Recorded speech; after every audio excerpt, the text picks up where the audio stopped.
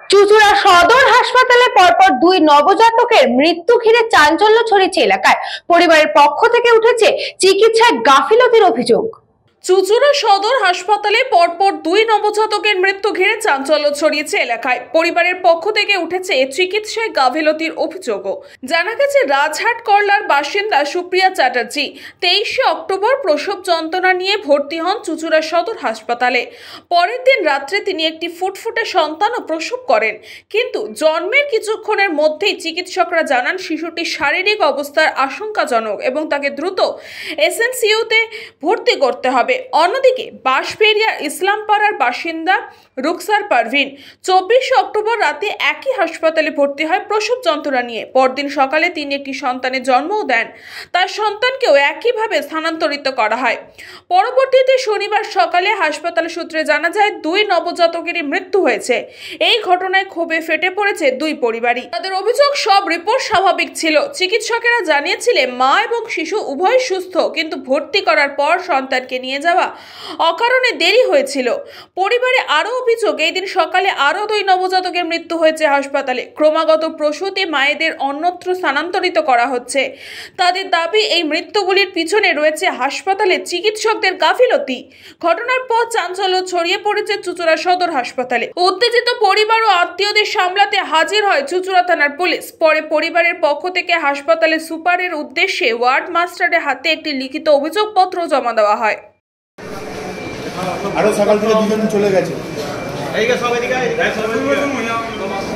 তুমি ছবি দিল না।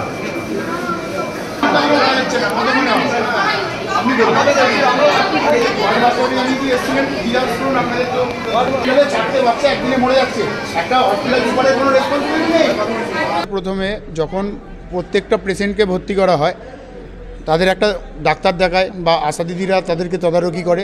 সেই বাচ্চাটা ইউএসজি রিপোর্টে সবাই সুস্থ, ঠিক আছে, সুস্থ অবস্থায় মাকে নিয়ে আসা হচ্ছে।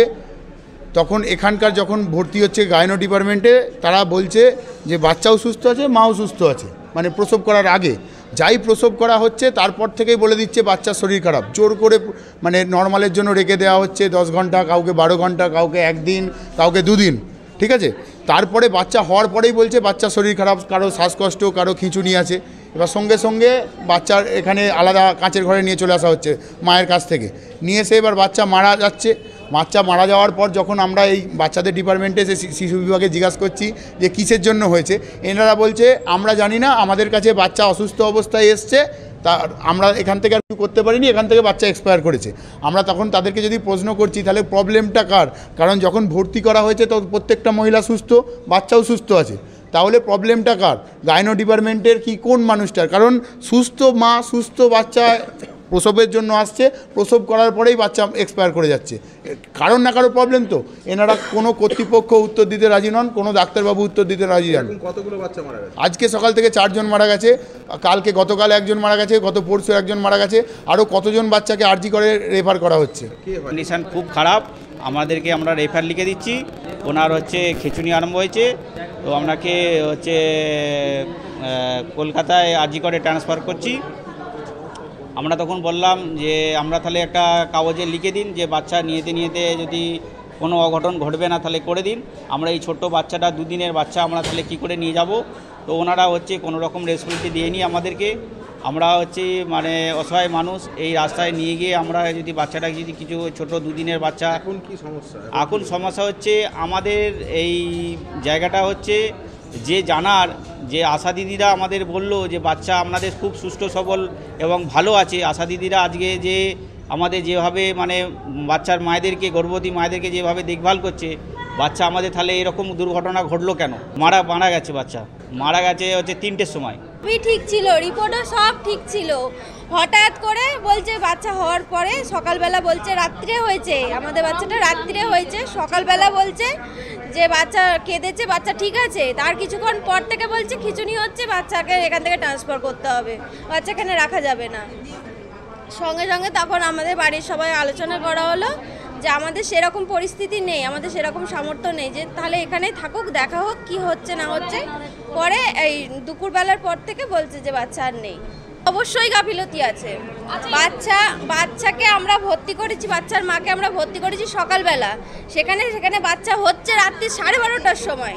এর আগে কোনো কিচ্ছু হয়নি, কোনো চিকিৎসা হয়নি, কোনো ইয়ে হয়নি। মা আমরা অনেকবার বলেছি। হ্যাঁ, সকালবেলা ওরা 11টা নাগাদ লেবার রুমে নিয়ে গেছে পেশেন্টকে। 4 ঘন্টা 4.5 ঘন্টা পর ওরা বলছে যে বাচ্চার ক্রিটিক্যাল কন্ডিশন আছে। বলার সাথে সাথে মানে আমরা ঢুকেছি, ওরা বাচ্চা নিয়ে বেরোচ্ছে। ফুর্তি করার জন্য, জাস্ট ওরা দেখানোর জন্য বাচ্চাটাকে নিয়ে গিয়ে আইসিইউতে ভর্তি করলো, পাম্প দিল, শ্বাস নিতে পারছিল না বাচ্চাটা। হয়েছে গাফলতি হয়েছে, যে ডাক্তার আজকে ডিউটিতে ছিলেন ওই লেবার রুমে যে ডাক্তার ছিলেন ওনার অনেক গাফলতি আছে। বাচ্চা কাঁদে না, তো আমরা বললাম যদি আজকে নিতে হয় তাহলে যদি রাস্তায় এসে হচ্ছে যদি যদি অবদান করে যায় তাহলে আমরা হুগলির চুচড়া থেকে সৌরভ ঘোষের রিপোর্ট, নিউজ পঙ্গু time. St. Augustine's Day School, Barakpur. Success for every child. Admission open 2026 to 2027. Contact number 900793 4555.